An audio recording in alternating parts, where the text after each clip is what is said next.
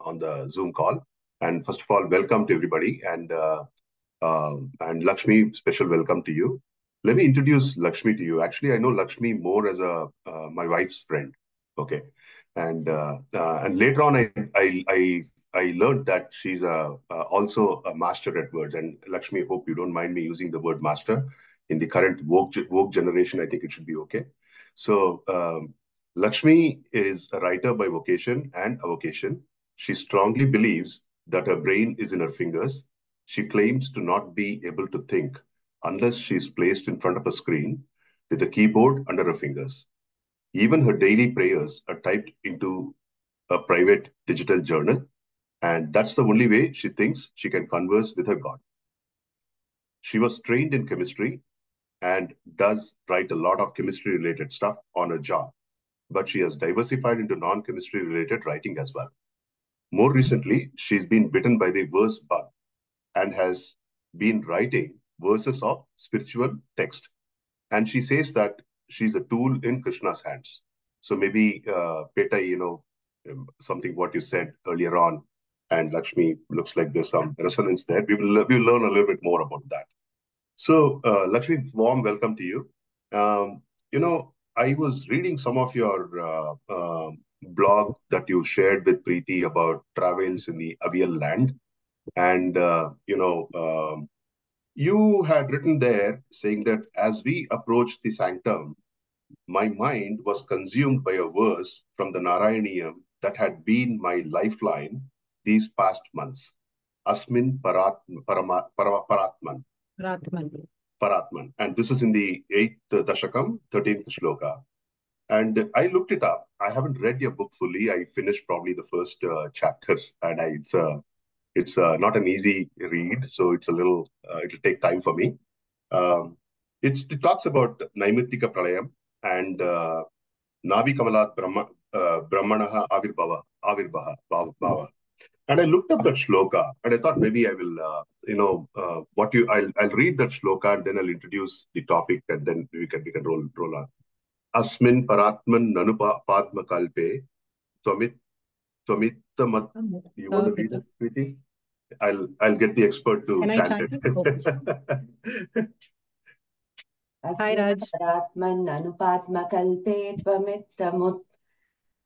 Tvamitta Bitapadmayonihi Ananta Bhuma Mamaro Garasham Nirundhivata Layavasa Vishnu. Okay. So that one, you translated it as in Brahmakalpa, thy form thou showed, on thy navel's lotus Brahma glowed. O Vishnu of Guruvayur, my plea I send, heal my ailment, on thee I depend. And so that is beautiful for me to hear, read. And the question that I had for you, and I want to introduce your book to you, to the audience here. So you wrote this verse by verse translation of Narayaneeyam. And first of all, congratulations on that. It's a great effort. The question is, why this particular shloka was coming into your mind when you were there in the sanctorium of Guruvayur, which I guess that you visited probably either for the first time or after a long time? I've been there when I was a young girl. Okay. So after many decades, I went now. Yeah. Okay. So why don't you please, talk to us a little bit about why, the question why, and help us understand what is the mental transformation that is happening in you. And I know, I would want you to share your own story. And for the audience, please hold on to your questions till the end, because she's got a slide presentation that she might want to make. Okay? Over to you, Lakshmi. Yeah, thank you. So I'll just start my slides.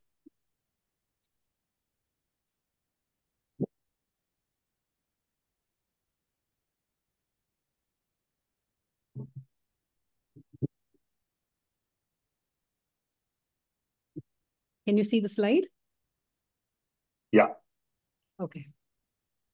So, heir of the blue-necked, thy will prevail, akin-tusked script of Vyasa's tale, bestow me words for Bhattadri's plea, thy trunk uncoiled, ills be I free. I just recited the invocation from the book, Bhattadri's Narayaneeyam, in English verse, created by my personal god, Krishna, that I typed into the computer. I say that not with humility, neither do I say that with the arrogance that Lord Krishna sat next to me, like he sat next to, Vyasa, as he dictated the book and I wrote it down, although I really wish that were true. I say that for another reason, which I shall tell you shortly. Good morning, afternoon, evening, depending on where you are. Thank you for having me here. I especially thank Rajesh for giving me this opportunity to share my experience of the Narayaneeyam. Now, Rajesh introduced me as a writer. Let me reintroduce myself, not as a writer, but as a fighter. At the moment, I am like Arjuna, seated on my chariot, driven by Lord Krishna and shooting arrows of chemotherapy against cancer cells in my body. Yes, I'm a cancer survivor, still fighting the battle, which I'm sure I will win because I have Krishna leading me in this battle. My journey of the Narayaneeyam goes back to January of 2023. My college-going daughter, for the first time, left home to attend a semester abroad program in the UK. From about the time she left, my stomach was bunched up. I was having a lot of issues with my gut. And I thought it was because I was missing my daughter and worrying about her safety. By March, the problems were getting more and more severe. But I had stopped getting my periods around this time, so I attributed all my pain and discomfort to the dreaded menopause. By May, I couldn't even eat anything because of my gut issues. Now I love food. I am the kind that lives to eat and not eats to live. In the trio of yogi, bhogi, and rogi, I am the bhogi, bordering on rogi. So not being able to eat was very disturbing to me. Like an idiot, I still didn't go to the doctor because I attributed this problem to, stuff like stress, IBS, menopause, what you will. But I knew that I had to have a little understanding with my personal god, Krishna. Now, why Krishna? Let me pause here and go back further into my life history. You'd think I'm like one of the spiritual kinds, that found Krishna the way Meera did.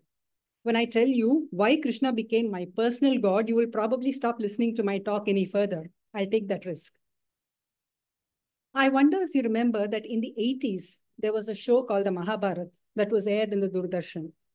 It was a custom in my house to watch this show every week. I was around 16 years old at that time. Now, around that time, the hormones were raging.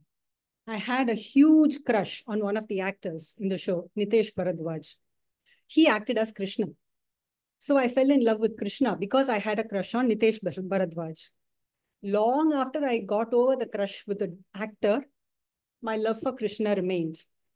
Now, let me clarify. My love for Krishna was not the selfless kind of the Gopikas.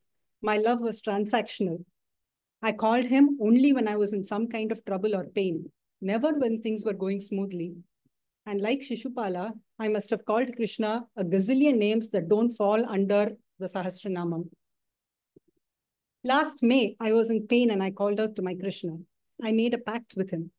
Since Navaratri was coming, I would hand make dolls for the Golu depicting scenes from the Bhagavatam where Krishna is associated with food. And in return, he has to fix my problem. So I went through innumerable YouTube tutorials on how to make dolls. I made dolls from Barbie dolls for 5 scenes involving Krishna and food. Baby Krishna eating butter, baby Krishna eating mud, baby Krishna drinking milk from Pudanai, Krishna and Sudama, and Krishna and Draupadi's Akshaya Patra.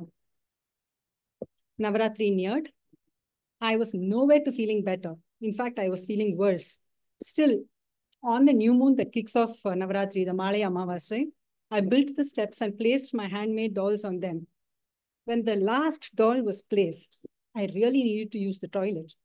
I rushed to the toilet and when I looked down, the toilet bowl was filled with blood. My husband rushed me to the hospital and the colonoscopy showed that there was a large tumor that was blocking my gut and the tumor looked very angry and carcinogenic. The PET showed that I was in fourth stage, and surgery and intensive chemotherapy was required. I remember I broke down when the oncologist told me this. As I sobbed, I could only cry out, Krishna, Krishna.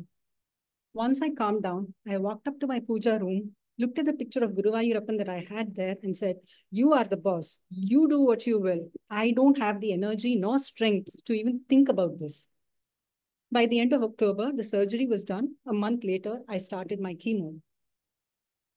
On the first chemo session, my sister was there with me, my sister Chitra, who's there in this group today, and the one who has actually saved me was there. I had a dream. I'd like to call it a vision. Guruvayurappan stood in front of me wearing nothing but a red loincloth, laughing mischievously and calling me Akka or big sister. He then morphed into Parthasarathi of the temple in my hometown of Triplicane.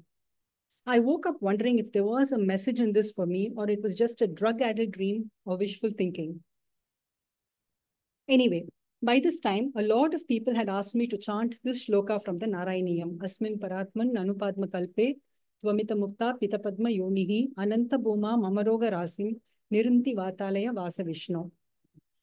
This is supposed to cure all illnesses, especially cancer, and I had been chanting this. I had read the Tamil version of the Narayaneeyam when I was younger, during my Nitesh Bharadwaj crush era, and I wanted to revisit this book. I borrowed the book from my father and tried to read it. My brother-in-law also gave me an online version of the book, which I also tried to read. Somehow I could not focus. I kept reading and reading the verses, but none of it would register. Then I realized why. I had been a writer for so long that the only way that my brain would engage in anything was when I was writing. So one night after dinner, before I went to bed, I decided to write. So after reading the original in Sanskrit, I know a smattering of Sanskrit and the Tamil translation. I wrote each slokam in English. Now this is where the miracle happened. As I started typing out the English translation, it came out as poetry, not as prose. I have never written poetry in my life. I have not even tried. I can write reams and reams of prose of any kind, but poetry always evaded me. But here I was, writing poetry that I wasn't even consciously creating. They just flowed. In 1 hour, the first dasakam was done, and I felt like I had been through a hurricane. I couldn't sit, I couldn't think. I was exhausted beyond imagination, not physical exhaustion, mind you, mental exhaustion. I just crawled to bed and literally passed out. The next day, my computer called me after dinner again, and I sat, and the second dashakam flowed out in poetry from my head. Since then, every night that I was not in hospital undergoing chemo, I typed out one dasakam. I say typed out and not wrote because I don't remember consciously creating these verses. They just happened. Later, when I went back and read these verses, I couldn't for the life of me remember writing them. I certainly think this is some kind of a miracle. When I told this to one of my friends, a very ardent devotee of the Lord, she said, Krishna wanted to hear his tales in English, and he wrote it himself through you. I feel incredibly humbled at this thought. Here is the best part. I completed typing out the 100th dasakam the week of the last chemotherapy. After that chemotherapy, I went for a PET scan that showed me clean. I had gone from 4th stage cancer to no cancer in 6 months of writing the Narayaneeyam. Yes, I'm still on maintenance chemo to prevent stuff from coming back. I'm also still on maintenance Asmin Paratman to prevent stuff from coming back. 2 weeks back, my best friend Lalita, and a true blue Malayali, and her Mallu sisters took me to Guruvayur, where I was fortunate enough to dedicate a print copy of the Narayaneeyam to Guruvayurappan. It was the most moving experience I've had in a while. After I left the book on the bench before the Lord, I broke down and cried, God knows why. Perhaps it was Thanksgiving, or perhaps it was my way of yelling at Lord Krishna for putting me through crap only because he wanted to see the Narayaneeyam in English verse. Remember, I said my love for Krishna used to be transactional?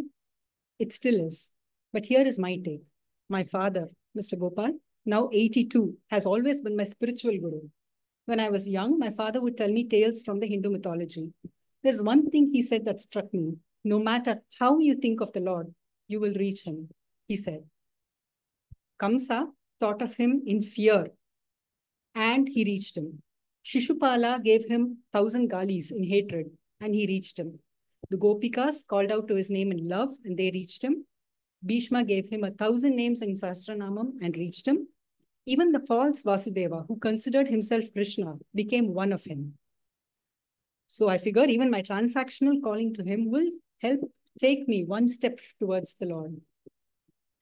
My findings from the past 1 year's journey of Narayaneeyam can be summarized in 2 points. Courage is the only manifestation of God in these times. Some may call it surrendering to God. I call it courage to surrender to what is happening, which is God's will. This does not mean giving up on your activities. One advice I received after my diagnosis was just surrender to God. Forget the doctors and treatment. Only God can cure you. That reminded me of this in Harry Potter. Tell me one last thing, said Harry. Is this real or has this been happening inside my head? Dumbledore beamed at him and his voice sounded loud and strong in Harry's ears, even though the bright mist was descending again, obscuring his figure. Of course it's happening inside your head, Harry, but why on earth should that mean it's not real? Yes, I surrendered to Lord Krishna. But why is chemotherapy and the doctor not Krishna's way of saving me? But coming to the point, courage is the manifestation of Lord Krishna. The second takeaway is one of those inspirational points like you find in self-help books. That book you want to write, that song you want to sing, the dance you want to perform, there's never another good time than now. Remember the story of Parikshit, who was cursed to die in 7 days. When he complained about this, he was told, you are lucky. You know that you have 7 days to live. Most of us don't even have that luxury. Without that realization, the epic of Srimad Bhagavatam would never have come into the open. That is the truth. Write that book, sing that song, dance that dance, no matter what others say, no matter how bad you feel your book has come out, no matter how off-key your voice is. I wish I had tried my hand at poetry much earlier. Still, better late than never. I have many people to thank for my journey of this past year. First, of course, is Chitra. Without Chitra, my cousin, I could not have faced this. And I think Chitra was the emissary of Lord Krishna to me.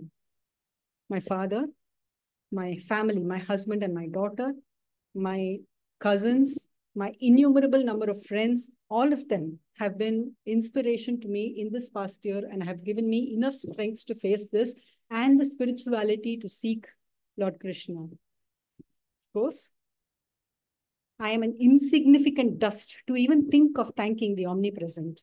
So I conclude with dedicating everything to Krishna. Kayena vacha manasendriyeva dhyatmanabha prakrite swabhava karomi yatyat sakalam parasmi narayanayeti samarpayami sarvam Sri Krishnarpanamastu. So thank you. That would be my presentation. And I am open to any questions or discussion. That was awesome. Thank you so much. Wonderful. Awesome. Wonderful. Excellent. That was a brilliant presentation and narration, Lakshmi. Very moved by your personal journey. Thank you. Thank you. Thank you so much for sharing. Lakshmi, same here. And your name is Lakshmi and your husband is Gopal. So no, my father is Gopal. Father is Gopal. Yeah, husband is it can't be better than that, right? Yeah. So it was very beautiful, very moving, and all the best in your journey. Thank you. Thank you, Lakshmi. God bless. It looks like a repeat of Narayana Bhattadri writing the Narayaneeyam and getting cured, after having completed the Narayaneeyam. So good luck. Best wishes to you. Thank God you. bless. I think it is. God I think it is a miracle. This is where God speaks, right? So I would certainly like more people to be aware of the Narayaneeyam and read it whenever they can. I feel it gave me a lot of strength, and also it has healing abilities, I feel. So of course, a lot of it is faith-based. You must have the faith that it will cure you, but I would recommend it. No, thanks, Lakshmi. This was really, really nice to hear you. Very moving, as some of the others have said. My question to you is, I'm assuming that you have read a few other scriptures, including the Gita. And my question is, how is Narayaniyam different or unique in respect of the whole kind of mix of scriptures? Okay, the difference, I won't say it's different. It's just a retelling of the Bhagavatam. But I find that it is a lot into bhakti rather than the philosophy of bhakti. So it's just straight bhakti. It's looking at Narayana and his avatarams with particular focus on Krishna avataram. And in fact, there are quite a few chapters that deal with the, what's called Rasa Leela, which is the ultimate form of love that the Gopikas showed to Krishna and vice versa. So it is the Narayaniyam, much like the Bhagavatam, is a lot about bhakti and love to God. I'm sure you know of that little mythological tale wherein Vedavyasa wrote the Mahabharata and he compiled all the Vedas, and then he was not satisfied with what he did. There was always a feeling of he has not done enough, or he did not feel fulfilled even after writing all this. But then he had the inspiration to write the Bhagavatam, which was an entirely bhakti piece. It had no philosophy in it, just bhakti. And that gave him fulfillment. And I somehow sort of agree to that. I think there is some point in that. Sometimes, being all cerebral and thinking about the philosophy can take us away from faith or bhakti. And Narayaniyam is entirely about bhakti. So it's much closer to Bhagavatam than to It Gita is in a way. Bhagavatam. It is an abridged version of the Bhagavatam. Oh, I see. Okay. Thank you. Can I go next? Lakshmi, Narayaniyam, is there a commentary by anybody that you have read and that you can recommend? I know that it's all verse, but I would love to hear a commentary as well along with the verse. Is there some commentary that you have made? I am not aware of a commentary, but I know Ramakrishna Mission has a book that my brother-in-law gave me. It is more of a translation and there's a little bit of its book. You have to read it though. So I'm not aware of an audio or a video of that because I have not sought it. I am more of a reader type, so I have not sought it. There must be, I'm sure. Okay, cool. Yeah, there is one by Ramakrishna Mission. I can share that with you. Yeah, it is by Swami Tapasyananda. Correct, yeah. The prolific author. Yeah. All right, cool. Hey, so if you can share that on the chat, that will be awesome. Yeah, sure. I want to add that there are Upanyasams that you can hear, and Dushyant Sridhar has given Upanyasams on each Dashakam separately. So all the 100 Dashakams in detail. Okay, and they're all on YouTube. Yes. It is on YouTube, yeah. And awesome. usually Narayanam Upanyasam is said in 7 days, given that Parikshit had 7 days. Parikshit, yeah, had 7 days. So you will find a lot of Upanyasams, for a 7-day period on Narayanam. All right, thank you. The Narayaniyam has 100 chapters, each chapter having about 10 to 15 cantos. Therefore, if you want to read the whole thing, I did it over 100 days. Like one day, one dashakam I translated. I wrote the verses. So I would think realistic, if you want to go into each dashakam, 100 days is a good plan. Wow. Okay. Thank you.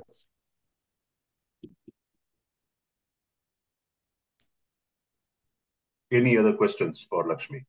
I have one, just more like a comment, like forgetting even all the spiritual, philosophical bhakti part, just reading 1,000 verses like in Sanskrit and then translating it and then putting it all in verse form, just like an amazing achievement. No, I didn't do it. I didn't do it. I did not do it. But yeah, I kind of had asked you this by email, but probably for the sake of others, you should share like how you learned or figured out the Sanskrit part, then how you understood it, and how you then reinterpreted it as a verse part. Yeah. Yeah. So I had this book from Ramakrishna Mission, English to Tamil. Not English, Sanskrit Tamil book, where the slokam will be given in Sanskrit and also in Tamil, along with a small description of what each of the cantos is. In addition to that, my cousin's husband had sent me an ebook also, by Ramakrishna Mission again, which had English descriptions. Beyond that, there was also a site that was called Narayaneeyam First Step. So I went to that site. They gave word-to-word translation, Sanskrit to English, word-to-word translation. So I used these three resources. I understood what each of the cantos said. And then I wrote my own canto, my own verse. Originally, I had not planned for it to be as verse. I just wanted to write it down in my own, like I said, I understand things better when I write it. So I wanted to write it, but it sort of came out in verse. So I just continued like that. But yes, that's how I did it. I would say the Ramakrishna Mission book is excellent. This Narayaneeyam First Step.org, I think it is called. That one is a very good source as well. Amazing to hear that. Yeah.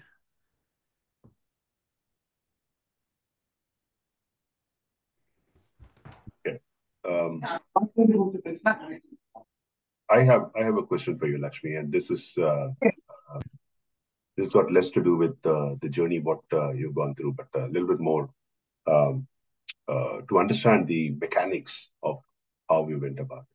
So, I know that there are a couple of, I would say, in-closet writers in this group, and some budding writers. So I can see a couple of smiles on this call now. So, what are the tips that you would give as a writer to these folks to write about any particular topic? Only tip, write. That's the only tip. I mean, you just have to sit down and write. It doesn't matter how it comes, because we are all not Shakespeare's to start off with. You have to make a start somewhere. That's the only way you can go. Sometimes, the reason we don't start is that we want it to be perfect when it starts. That will never happen. You just have to, it's said that your job is to just write. Just write what comes to your mind. And at some point you have to abandon it, because you can keep on editing it. You can keep on, I know this as a writer, as a professional writer. At some point you have to say, okay, this is it. This is the final version. It may still have errors. It may still not be great, but this is a final version. But the first step is to sit and write. It's okay. It's okay if it doesn't sound good in your own eyes. Sometimes, we are the harshest critics of ourselves. It may not be as bad as you think it is. Write. Sit down and write. Put in an hour of writing every day. Write whatever comes to your mind. Write with purpose, without purpose, but just write. As you keep writing, the purpose will evolve and you will end up writing. Even now, even after 30 years of being a professional writer, every time I have a deadline, I freak out. I'm like, I cannot write. What am I going to write? I'm blank. I don't know. I feel like an imposter, the imposter syndrome. I shouldn't be a writer. I bash myself up. But I know when I go and I sit, my fingers fall on the keyboard, it just flows. So you just have to take that first step. When you write, you write. If you want to write, write. Yoda from space, what is it called? Star Wars. Star Wars. Do or do not. There is no try. Do it. Yeah, Subbu? No, I just wanted to, add to what Lakshmi had spoken, right? So she had mentioned about her dream, right? Satya Sai Baba always used to say, dreams of God are always real. So if God appears in a dream, it is real. It's not something of imagination. So I just thought I'll add to that. Well, Kekulé developed the benzene structure through a dream. So Sorry? Kekulé developed the benzene structure through a dream. Yeah, correct. Yeah. Molecular structure of benzene. Chemistry coming out the now. snakes. Yeah. Yes. Kekulé, yeah. And the benzene ring, yeah.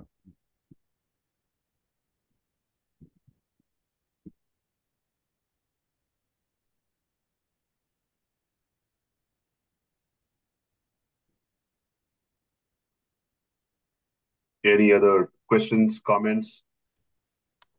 So if nobody is asking, maybe I'll ask one more. Go ahead. So this being a Bhagavad Gita satsang, I'll tie this back to Bhagavad Gita. So honest confession, I have not read Bhagavatam or Narayaniyam yet.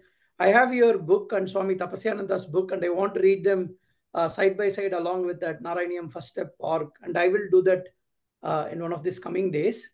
But before that, my question is, so one of the very confusing parts when reading through Bhagavad Gita is that at first read it doesn't come through. But there are 4 Krishnas in Bhagavad Gita, right? Like, so there is this cousin friend of Arjuna, Krishna. Then there is the Avatara Krishna, who is the Nandagopala, killer of Kamsa. And then there is the Shaguna Ishvara Krishna, Narayana, the creator of the world.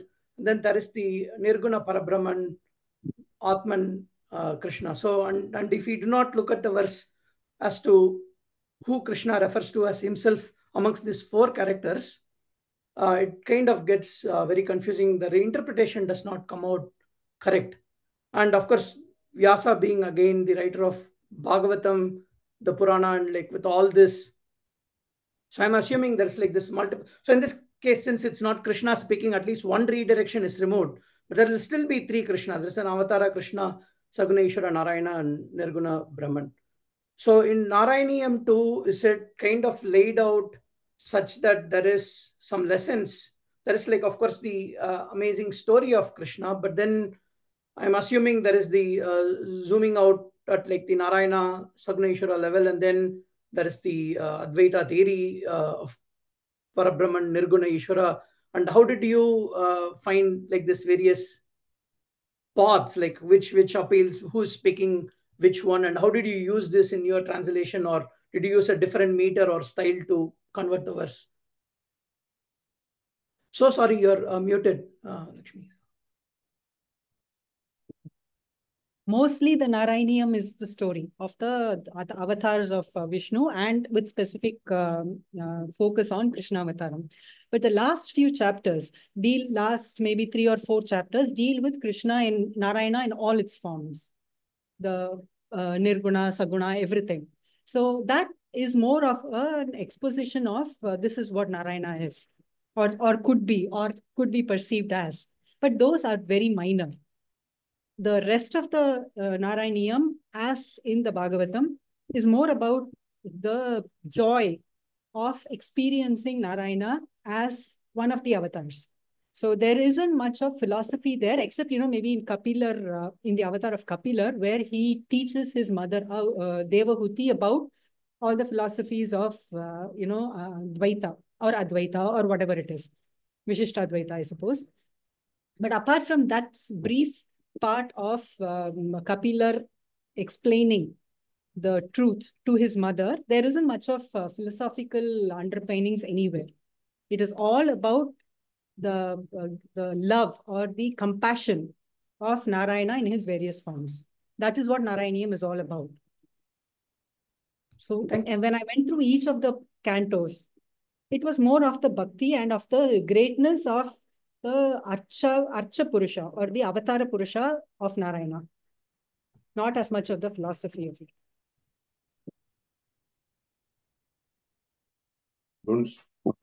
One question to you, Ms. Lakshmi. This bhakti, according to you, okay, or according to Narayana, can you just summarize what according to you is bhakti and how, I mean, when you sit down, it automatically you type and you don't know. Can you connect this both to me if possible? Yeah, for me, bhakti is simply calling out to Krishna. It could be in any form. For example, this is a very, classic example. After my surgery, I had gone for my removal of my sutures. And I'm sure if any of you has gone through any kind of surgery, the removal of sutures is very painful. So every time the surgeon removed a suture, I just screamed Krishna. So the surgeon was very amused about it, because Krishna happens to be his personal deity as well. So the moment I cried Krishna, he would say Krishna. I would cry Krishna, he would say Krishna. So, I found, and even now, I went last week to meet him for a checkup, and he was like, oh, here comes my Krishna Bhakti and all that.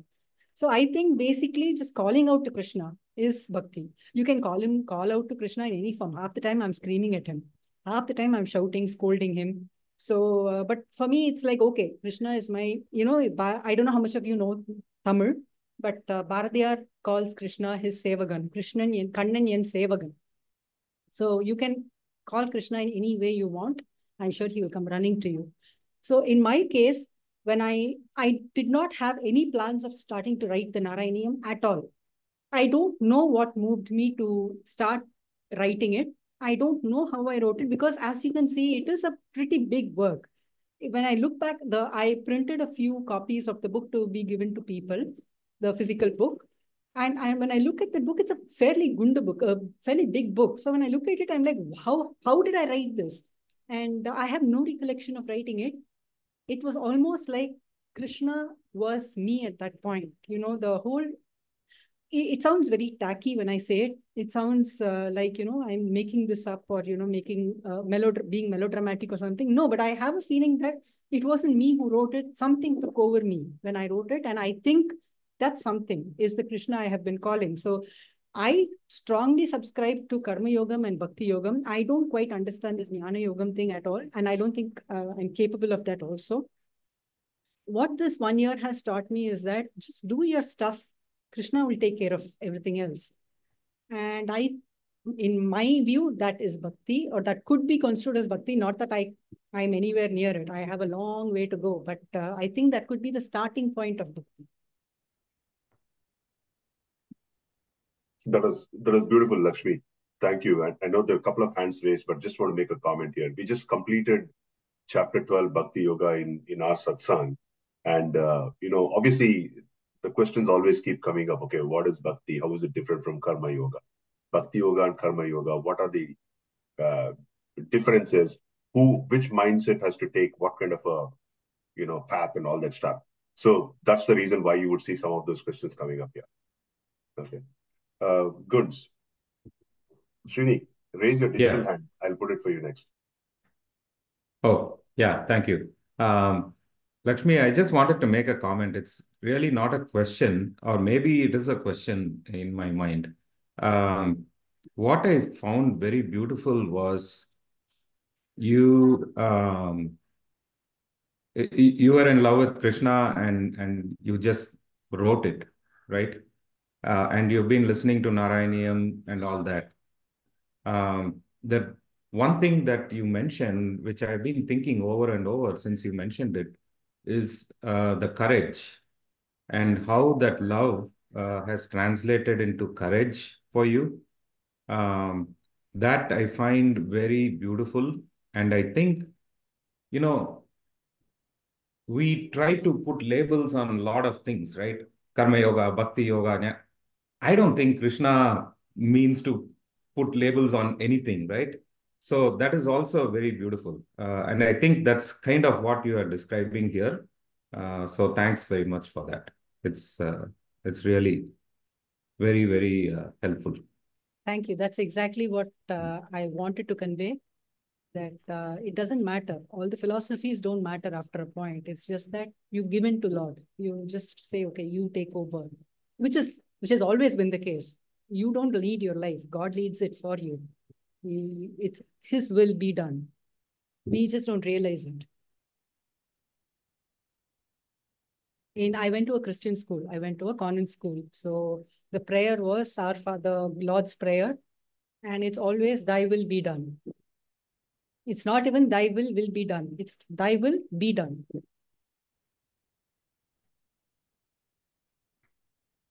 Srini? Unmute. Srini, you're on mute. Start over. Rewind.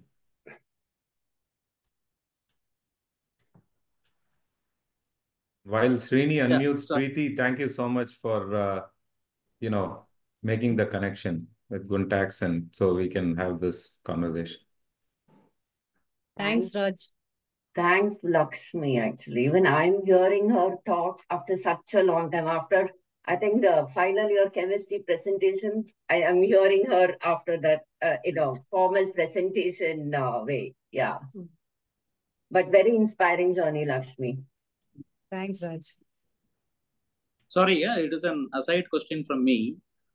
Since you had mentioned food, that you were a foodie and, you were actually... I still am. You are still okay. So I just want to understand, what kind of, food improvements or, restrictions are given, in order to prevent, such a catastrophe, or is there something, we need to learn from this on the, food side? I don't think so, because I like all kinds of food. vegetarian largely. I enjoy all kinds of food. I also cook very healthy food. So it's kind of, it actually shocked me when I had, gut-related cancer, because I am a very healthy eater and I love food. But I also had a predisposition because my mother died of cancer. So there was probably a genetic link there. I would say just eat what you like, enjoy what you eat. Annam Brahmam, respect food. That is all I say. Like, respect the food you eat, love the food you eat, you should be fine. Let's hope that you don't have a genetic predisposition like I did. But otherwise, I think just enjoy food. Food is sustenance. It's why we live. It's how we live. Well said. Yeah, well said. Like I said, I'm a bogey that borders on rogi. So Narayaneeyam had to come out, right? That was the reason you went through whatever you went through. Krishna, I'm still pretty mad at Krishna. He needn't have put me through the mixie just to get his Narayaneeyam out. He could have just come in my dream and said, go write it, on a lighter note, on a lighter note, I want to add, something about food and Lakshmi. So, as you all know, like Lakshmi and I, we did masters in IIT together. So we studied for 2 years. And the first year during our culturals, there was a food eating competition. And Lakshmi is like, very thin personality. Like you will assume that, she's not a very good eater, or like, she eats more. So she participated in the competition, and to all our wonder and surprise, she won it. It's like, I think it's eating burgers or something chapati. like that. No, chapati. I ate 17 chapatis. So she went on and on to win that competition. And so that's something, when you were all talking about food, that came to my mind. I just wanted to share it. Amazing. No, sorry. And I also remember one time, Rajshri and I, we went to another friend, Suji's house. Suji's mom was not at home. I just went into the kitchen. I started cooking. And because I had to eat, I needed food. These people were like, it's okay, let's skip. I was like, no, we can't skip. No, why I asked the question was, eating is given a lot of importance in our Shastras also.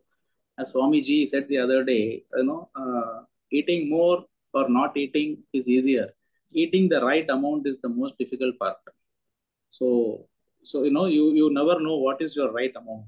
So that is why I was just asking this. You just listen to your body. When your body says it's enough stuff, when your body says it needs food, give it food. And I am a foodie, so you can't sway me from that. Yeah, that is one. And second, there is another. Oh, by the way, Krishna was a foodie too. So. Yeah, just to, I think I was doing the Chandogya Upanishad. It says only 3 things, na? Eat when you're hungry. Okay. Eat food which is good for you. Number 2. And always, try to eat food after you do the Nevedyam. So these are the 3 directions given. So is there any, practices you are doing? For example, you do the Nevedyam and then have your food, or those austerities are you following? Every morning I light the lamp in my puja room and I do a Nevedyam of whatever, of rice largely, that I make. Most days I do it. Some days I might skip it, but most days I do it. But one thing I know is when I eat something and that, taste gets to you, you love that taste, that feeling of absolute happiness you get, my mind immediately goes, oh, Krishna. That's what happens. So I consider that Nevedyam too. So, Lakshmi, two questions, 2 more related questions that I'm going to ask you, not related to food though. So, first one is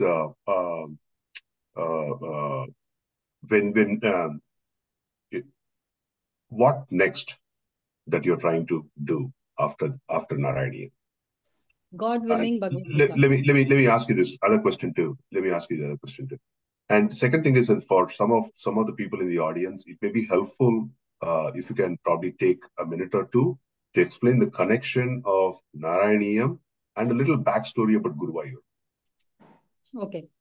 First thing is, I have started writing Krishna has started writing verses of Bhagavad Gita. I'm doing it slowly.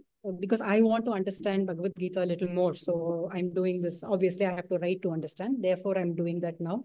Hopefully, God willing, that should come out maybe in a few months. That's the first question, answer to the first question. The second question was what? Sorry? Connection of Narayaniyam to Guruvayur and the Narayaniyam, yes, backstory about Guruvayur. Guruvayur. Okay, okay. Narayana Bhattadri was a Krishna devotee, and he had a very serious ailment.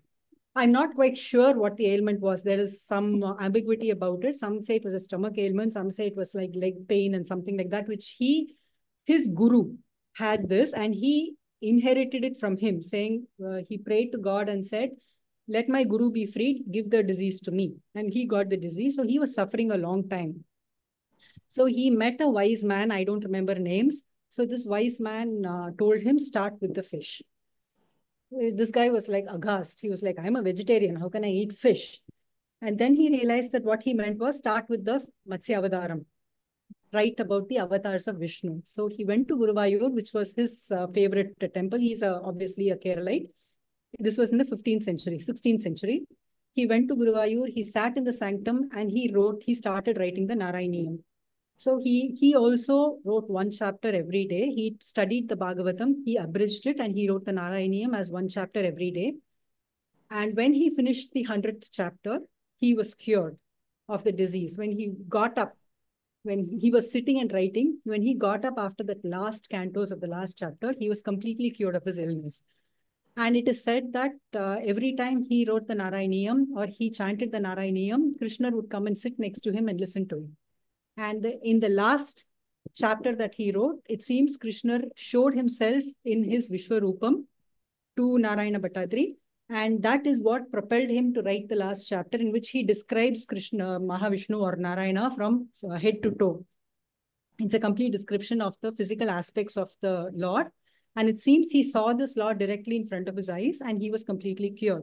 So from then on, it is believed that anybody who has any kind of illness, most specifically something that is incurable, then chanting the Narayaniyam will give them respite from that illness. Now, Shankaracharya, Paramacharya, the Chandrasekharendra Saraswati, he was the one who came up with this Asmin Paratman. So somebody had cancer and went to him and said like he was suffering a lot. And Paramacharya told him to chant the Asmin Paratman. So chanting the Asmin Paratman every day cured this person of cancer. It is said there are various ways in which you can chant this. Apparently, you can chant it 108 times a day or something like that. I chanted it 57 times. I don't know where I got the 57 from, but I chanted it 57 times every day for the 6 months continuously. Now I chant it 3 times every day. But that is just the Asmin Paratman, just that cantos. But the entire Narayaniyam, you can read it in any form that you want. If you cannot read Sanskrit, you can simply read it in the language that you know so that you understand what is written there. And it is supposed to give you some respite from some cancer, from any disease that you have. I am a standing testimony to that. So that's that. And it was written in Guruvayur. Therefore, the Guruvayur connection. Thank you, Lakshmi. In fact, what I've also known is Bhattadri used to write it in front of the deity. So you can see the spot where he has written it in Guruvayur. When you enter, it is on the left-hand side. And apparently at the end of every chapter, when he would finish, he would look at to Krishna and then ask for his acknowledgement. And, there is a statement which says, Appan aam endru thalayasithanan. Okay, so basically it is in Tamil. It says that, Lord Krishna actually nodded his head, giving him the approval that this is exactly what happened. Yeah, it's now like the a spot in conversation. which he was supposed to have written the Narayaniyam is exactly where I broke down. I don't know, there was some energy there. I simply broke down there.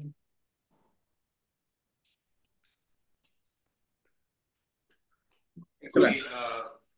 So one quick question that popped up in my mind, and I think incidentally, my parents and several relatives visited Guruvayur, and I will definitely relate this story to them later today.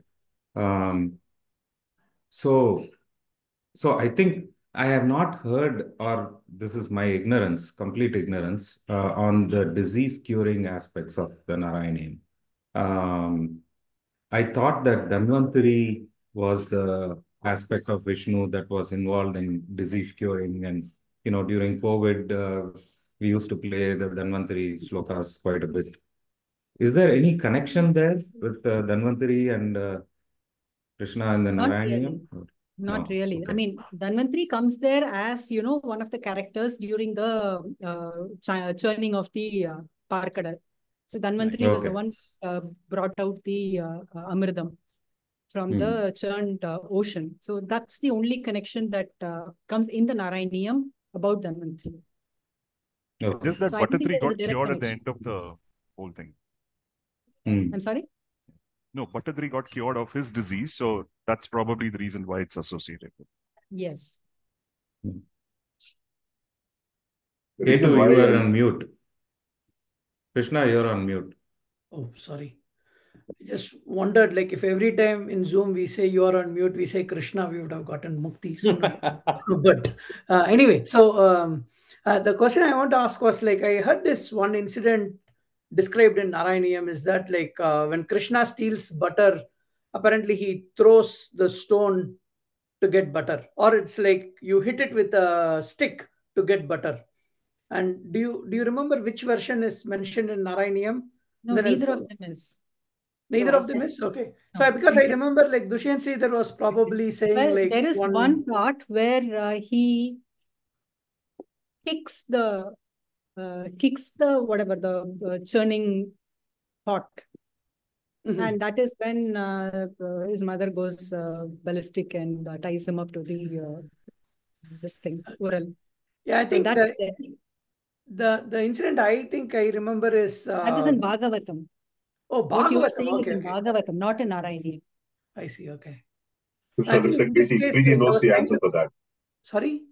Preeti knows the answer for Oh, that. yeah, please No, do. Yeah, sorry. I also remember the same thing. Like, I think in Bhagavatam it says he hit the pot with a stone, and here in Narayaniam it says it hit with a stick. And that's when, he feels like he's not written the original version of Bhagavatam as Narayaniam.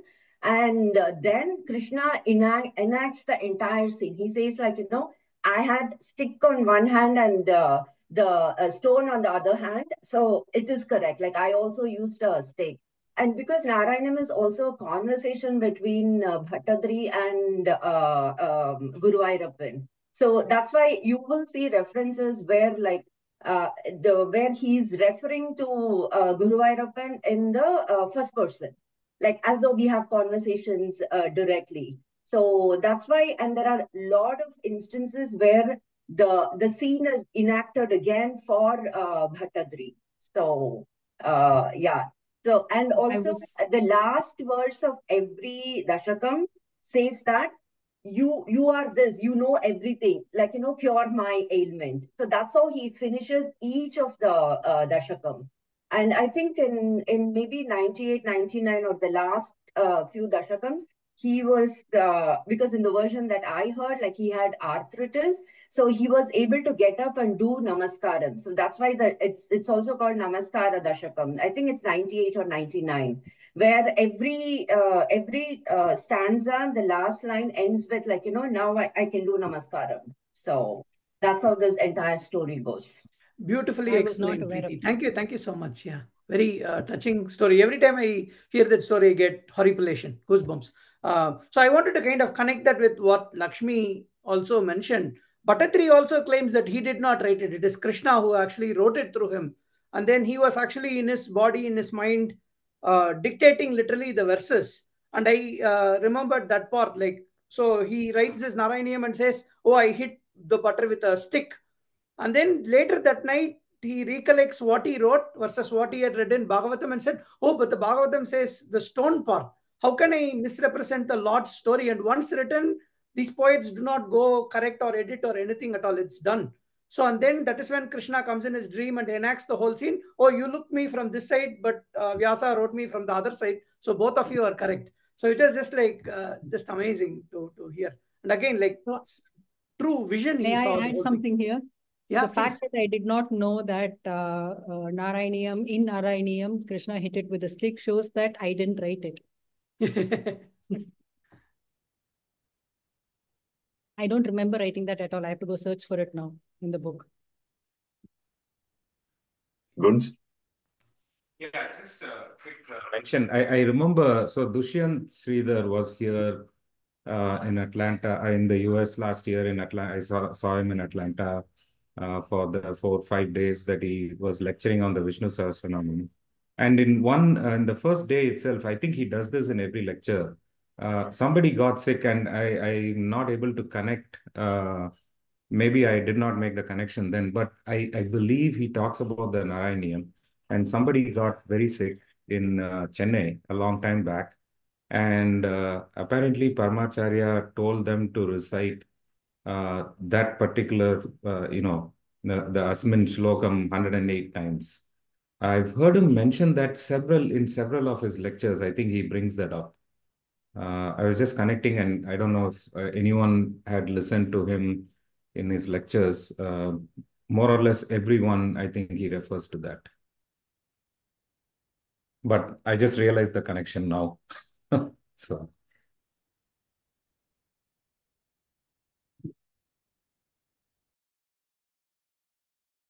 Contact, you're on mute. Yeah. Any other questions?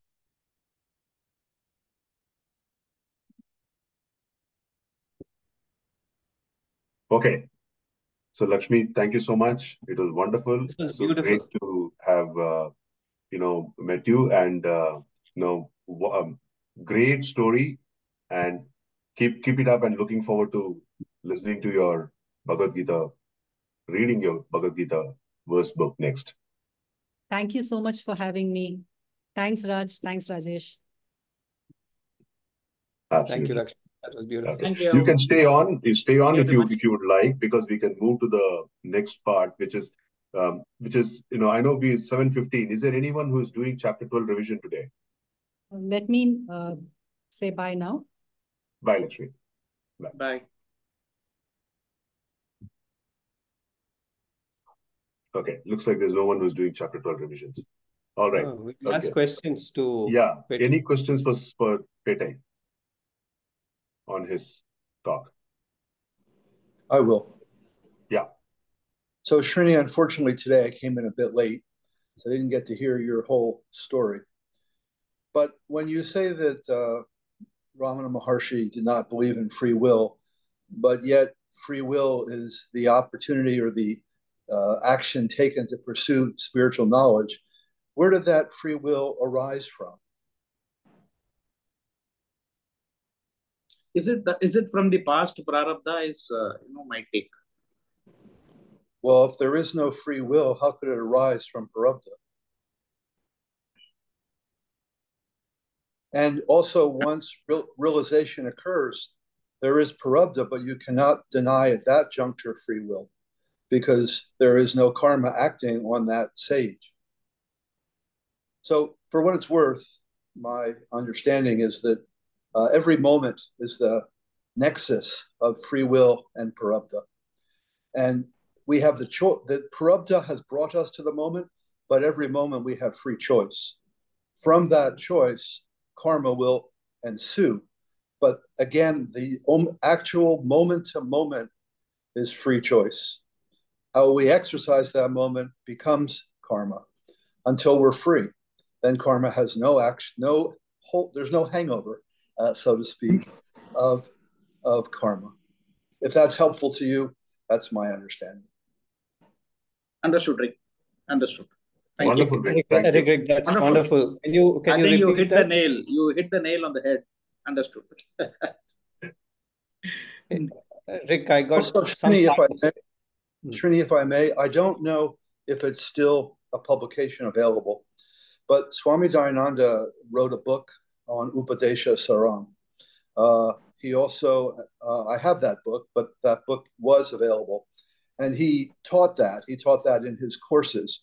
But he also used to teach it in public until the Ramana ashram stopped him from doing so because they didn't like his interpretation.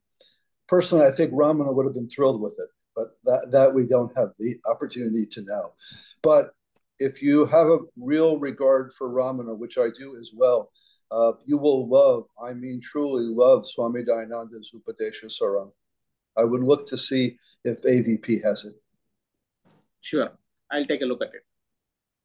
Definitely. Hey, Rick, can you repeat? What did you say? Each moment is a juxtaposition between what was the word you used? Between Nexus. karma. Nexus. Nexus. Okay. Nexus. Nexus between karma and free will. And free will. So the Parabdha brings us will to ensue the future karma. The Parabdha brings us to the moment, but in that moment, it's where free will and Parabdha meet. And the choices that we make determine our future karma. But yet every moment that free will is available, we chose to get in this mess. We have the right to choose to be free of it. And once free of it, we realized we were never within it. We were never caught and never trapped. But until that moment comes, karma is incredibly active. It's what brings us all to this incarnation. Didn't we discuss sometimes free will is a myth or something like that? Did we have that? Yeah, the Arindam Chakrabarti and all that stuff. Yeah, several classes ago, I guess, or several satsangs ago, we did discuss that. Somebody wrote articles, right? Arindam Chakrabarti is the name that I remember. He's written like some essays or something. But I was just going to say, just wanted to quickly add here, when we spoke with Swami Ji, this is exactly what he was saying, Rick, to what you said. Like it goes in a continuous loop, and how do you get out of that loop? So he was using these fingers like this. Of course, he did not mention at every moment, but that's what he meant. This drives that, and that drives this, but you need to get out of this karma cycle. Basically, that's what he was communicating. And there's so many ways of thinking through that. My understanding is that that happens by the identity, right? So if you're in that moment in your identity, whatever your lower identity is or your identity, then you're going to get into the karmic loop. If you at that point switch to a Paramartha, right, Paramashiva identity, then you break it. That's the key. It's the identity with which you're in that moment, responding to whatever happening. If you respond from who you believe your body mind ecosystem, you're going to continue the karmic content. If you switch the identity to Paramashiva or however you look at it, then the door opens to change. That's why the sense of non-doership is being emphasized, right? Yeah. Say that again, Subbu. So I too agree that, what Prarabdha does is to bring you to a particular situation or a context, and what you tend to do for that is your free will, right? But at the same time, I think, what Mukund is saying is also that you switch your identity, which is exactly what Bhagavad Gita, Krishna says, that do it with a sense of non-doership, right? That's how you break the cycle. Mm-hmm. Yeah. Ketu? So just want to add one more thing to what Rick was saying. Beautiful answer.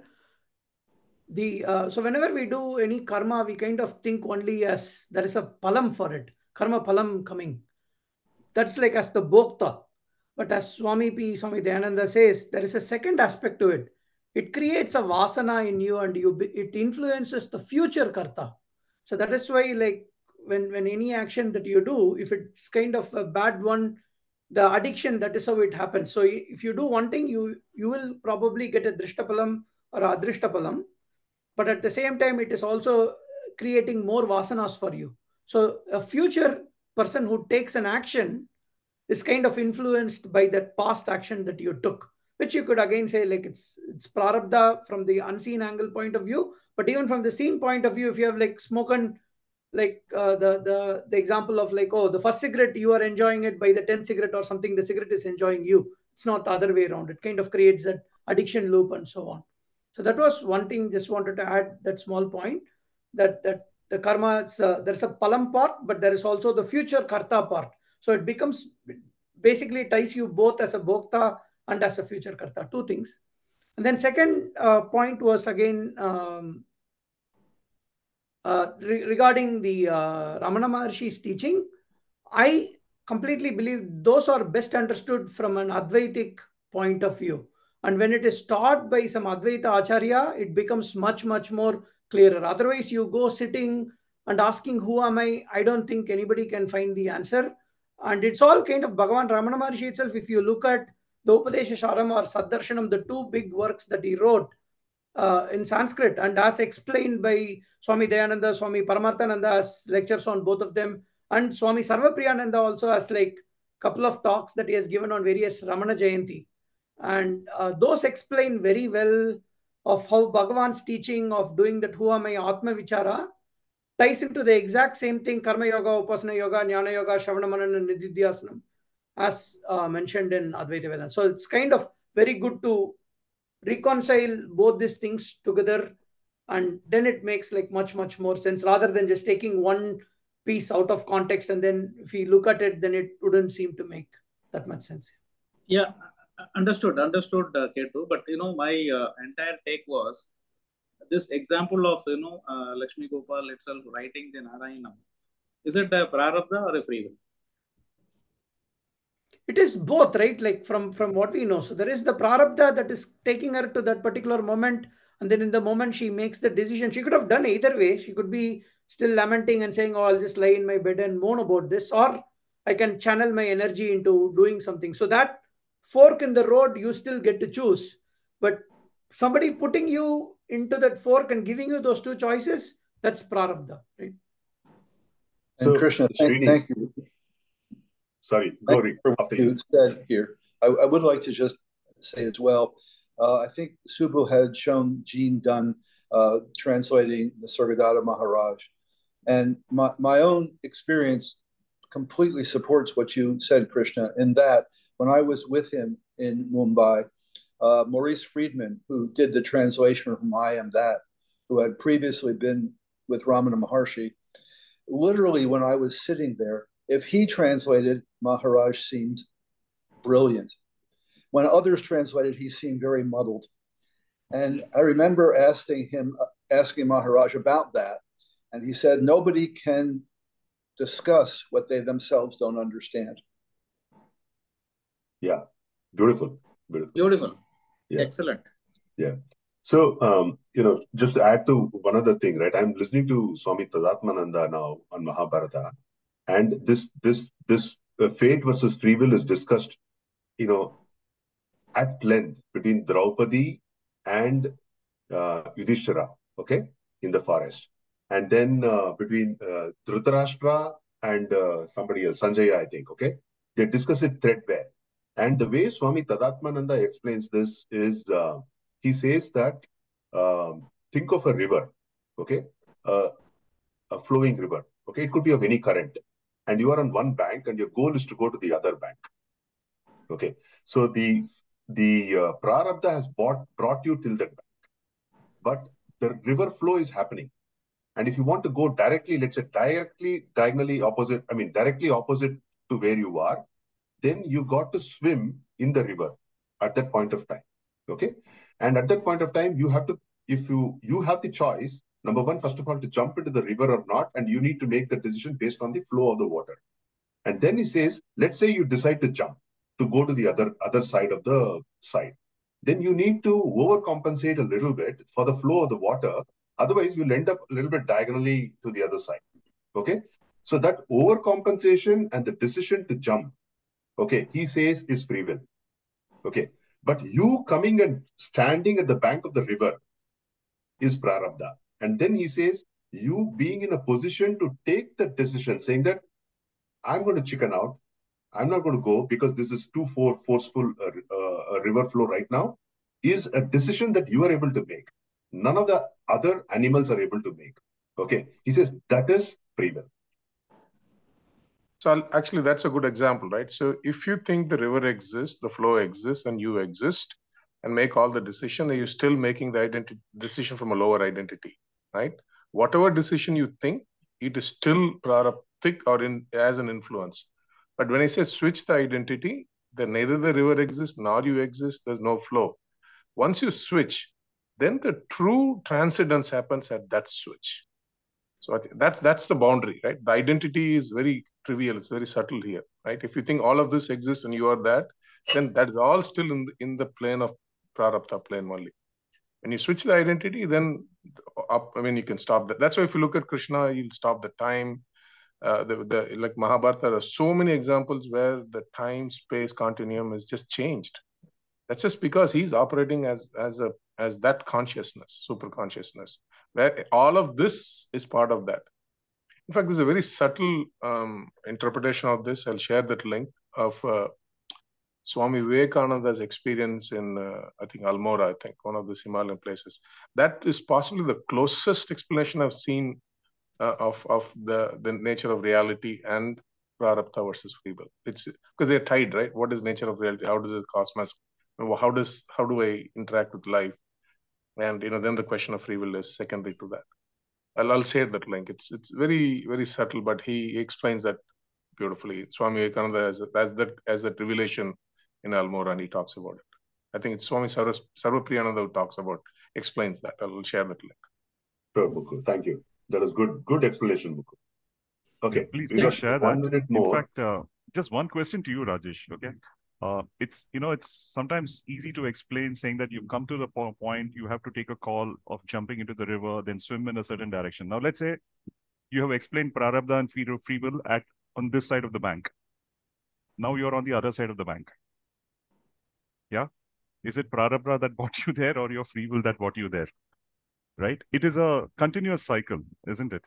No, it's a mixture of both at that point of time, because your identity. So if your prarabdha was to be there in the other side of the bank, you would have anyway exercised your free will in a way to reach that side, right? Would it be fair to say that? Excellent, Subbu. But the point is, see, my the point predicament is, no, see, I completely get it. in senior shoes. No, I completely get it. So the way that I argued this in my own mind is as follows. I said, I have a choice at that point of time to make a decision. And I know that I have a choice. It's not that I don't have, it's not that I'm being oblivious of the ability to make that choice. Since I know that I have a choice, unlike I'm assuming an animal who does not have a choice of that thinking, okay, saying that, then I know that the free will exists. So what I'm trying to also say is, at a certain stage, I think I also would agree that there is nothing like free will, beyond a point, Maybe we can keep justifying today that, on this side of the bank. If I was in this bank, I would say my prarabdha has to be on this side of the bank. If I'm on the other side of the bank, I'll say my prarabdha has to be on the other side of the bank. But right? that doesn't stand in terms of rational logic, right? Because that's a laissez-faire attitude. It's okay to have a laissez-faire attitude, but I'm saying, does it stand the test of a logical person's mind from a true logical sense, or does it just for the argument's sake? So that's the difference we need to make between in the mind. Okay, we'll discuss. I think it's 8 o'clock now. So, hey, very quick. I put a small comment there in the chat. Very, very quickly, if I may, Kuntax, please forgive me. 30 seconds. Go ahead. We will finish your comment and then we will conclude. Yeah. For that. Yeah. So it's kind of similar to what I was mentioning to Lakshmi's talk. So this is just I'm thinking aloud. As soon as we start compartmentalizing things, right? We tend to do this. Hey, I'm going to talk about fate versus free will. So we've already separated it. I mean, and K2 loves this thing always, and I'm so happy to see him here. This Dvaita thing. As soon as you introduce Dvaita in anything, then Advaita is gone, right? So there is no difference between fate and free will. That's why I think you said it's both. It's at every moment it's both, and apparently that's what Swami Dayananda is trying to communicate as well. There is no Dvaita at all. There's no fate, there's no free will. They're all the same thing, and we are talking in transactional terms, right? At the end of the day, that's all. So we'll continue next time. Thank you. Okay. If it's a prarabdha, we'll continue. If it's a free will, we will not continue on this topic. It's both. It's both. So we'll continue anyway. Okay. All right. Okay. Let's conclude the prayer. Om Sarve Bhavantu Sukhinah, Sarve Santu Niramayah, Sarve Bhadrani Pashyantu, Ma Kaschid Dukkha Bhag Bhavet. Om Shanti Shanti Shanti. Shri Gurubhyo Namaha. Harihi Om. Thank you so much, and I'll send you. Next week I think we will do a revision. Alpana, are you on the call? Yeah, Yeah. Tattva Bodha. Yeah, She's here. Tattva Bodha. We will do Alpana's revision of Tattva Bodha so that all of us can get on Revision, track. summary. Okay. Sorry? Not revision, Summary, and then we can start off with those specific pages what I looked up and suggested. Okay? Okay. All right. Thank Rocket. you. Bye. Hari Om. Bye. Good to see you, man. Start coming to our classes. Bye. Thank you See you. very Bye. much. Hari Om. Hari Om. Hari Om.